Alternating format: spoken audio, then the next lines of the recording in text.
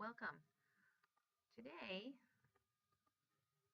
let's just go over last night's homework. This is the parabola project that you graphed for homework. I just want to take a little moment to look and see what you got.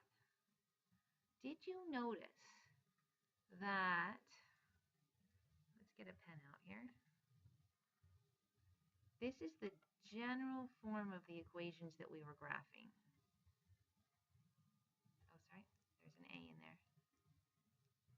Y equals A, that's some number, times an x squared plus c. Okay? This one is actually, the c is 0. So these equations were all y equals a times x squared, and a is any number. What did you notice about the a? Okay, well, first thing, if the a is negative, what happens to the graph? The graph flips upside down. It opens downward. If the a is a big number, like y equals 4x, then the graph gets narrower, more like this green one, squished together. If the a is a smaller number, like a fraction, what happens to the graph? It gets wider. Think of this black graph, which is y equals x squared, as the parent graph. Okay? So you start with this parent graph, which is y equals x squared. If you put a positive integer in front of it, then it squishes together narrower and narrower. If you put a fraction in front of the x squared, it gets wider. If you put a negative number in front, it flips and becomes opening downward. Look at this side. On this side, we had these kind of equations. Y equals x squared plus c. And c is some constant number. So you can see here that our parent graph was right here, the black one, y equals x squared. In that case, the c is just 0. And when that happened, it started, its lowest point was right here on at the origin at 0, 0. But when you subtracted 10, it started lower, 10 lower. And when you subtracted 24, it started lower. Can you see what that C does? The C tells us where to start the graph. All right, moving on. Let's just do a few of these here. I just want to make sure that you really, really understand how to evaluate equations. Okay? If I put a 3 in for x, then I end up with 3 squared minus 5. What do I have? That's always do the power first. I end up with 9 minus 5, which is 4. If I put in a 0 for x, I end up with negative 5. If I put a negative 2 in for x, I end up with, what's negative 2 squared? That's positive 4. Minus 5 is negative 1. Let's try these, a little bit trickier. Let's see. If I put in a 3 for x, I have negative, or the opposite of 3 squared, plus 4 times 3 plus 5. Okay. Start with a power. 3 squared is 9. Now make the opposite of that. That's negative 9. So this becomes negative 9. 4 plus 3 is 12, plus 5. I combine these, I get 3, and then 3 plus 5 is 8. Let's try putting 0 in. Negative, or opposite of 0 squared plus 4 times 0 plus 5. Well, this one's easy. Look, these become 0, so you just end up with 5. How does this one compare to what you did over here? What do you see? Do you see a pattern there? Okay, let's go on to the next one. Opposite of negative 2 squared plus 4 times negative 2 plus 5. How do we evaluate that? Negative 2 squared is 4. Opposite of that is negative 4. 4 times negative 2 is negative 8 plus 5. So I have negative 12 plus 5, negative 7. All right, based on what you know, what do you think the graphs of these graphs will look like? Well, we just kind of talked about that a little bit. Start with the parent graph. Looks like this, y equals x squared minus 5. Come on down here. It's going to look something like this. Let's try this one, x squared plus 2. Start with the parent graph, but make it start up 2. Here we go. All right. Today we're going to learn about graphing even more complex graphs. So here's the numbers that I want you to use inside your T-chart. Take the middle number is 0, then go 1, 2, 3, negative 1, negative 2, negative 3. Okay, let's do the work. Opposite of 3 squared plus 4 times 3 plus 5. This is 9. That becomes negative 9 plus 12 plus 5. You have 3 plus 5, that's 8. All right, let's see what happens here. Opposite of 2 squared plus 4 times 2 plus 5. This is 4. This becomes negative 4. All right, this becomes negative 4.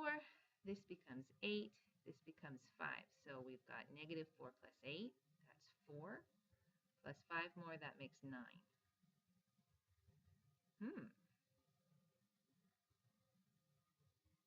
Interesting. Let's try this.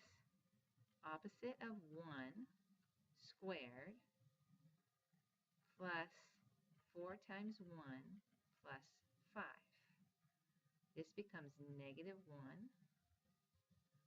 plus 4 plus 5. So we have 3.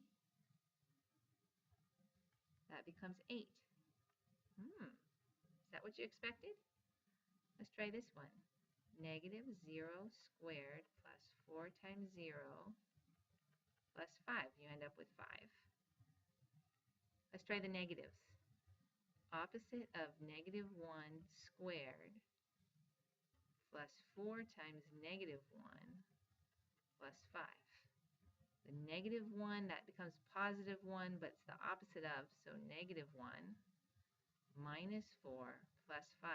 Now we have 0. Negative, let's try opposite of negative 2 squared plus 4 times negative 2 plus 5. This becomes positive 4. The opposite of it is negative 4 minus 8 plus 5. That's negative 12 plus 5 is negative 7. Opposite of negative 3 squared plus 4 times negative 3 plus 5.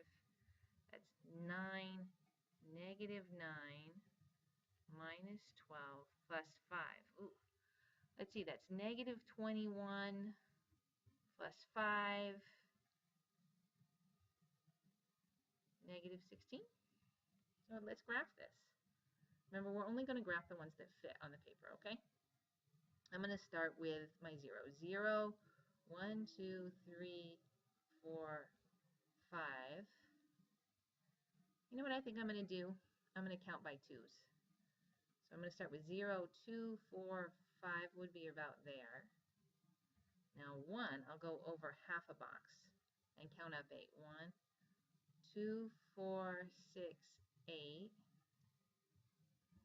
Let's try 2, 9. 2, 4, 6, 8, 9. 3, 8 right here.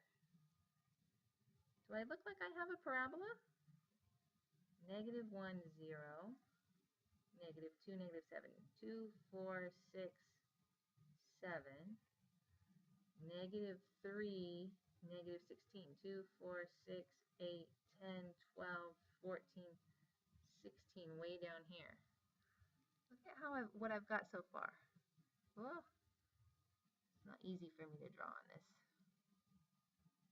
But best sketch looks something like that. This is the way my parabola goes. This is the way I think it's going to go. As soon as you get a hump, then you know it's going to be symmetric on both sides. Let's try another one. This time I'm going to pause it while I fill in the XY chart. All right, take a look at my XY chart and see if you got the same answer. And I really can't draw very well on this, but that should roughly look what your parabola looks like. All right, now just a little bit of vocabulary. Let me move on to this slide here. All right, here are two parabolas graphed. The vertex is the point that's right where the bend happens. That's the vertex. The axis of symmetry is the line that it's all symmetric around. So this is the axis of symmetry for this parabola. And what do you think this one is? Yeah, it's the line that goes right down the middle. Okay, does this one have a maximum or a minimum? Yeah, it's a minimum right here. Minimum is the lowest point right there. How about this one, maximum or a minimum? Maximum, it's the highest point in the parabola. Okay, so take a quick look here. We've got a couple minutes left. Let's identify the vertexes. The vertex here would be 0, negative 4. The vertex here would be the part where it bends. That would be 0, 3. The vertex here would be 1. Let's see how far it goes down. 1, 2, 3, 4, 5, 6, 7. It's be 1, negative 7. And this vertex would be negative 2, 5. Is this one a maximum or a minimum? We've got a minimum, a minimum, a maximum, a maximum. The axes of symmetry, this one's right down the middle. Axis of symmetry right down the middle. Right down the middle. Right down the middle. And just take a look here. Will y equals negative 3x squared plus 4x minus 7 have a maximum or a minimum? Well, let's think about what the graph will look like. This is the A. It's negative. Is that parabola going to go open up or open down? It's going to open down because that's an A. That A is negative. So does this one have a maximum or a minimum? It has a maximum. All right, good luck with this.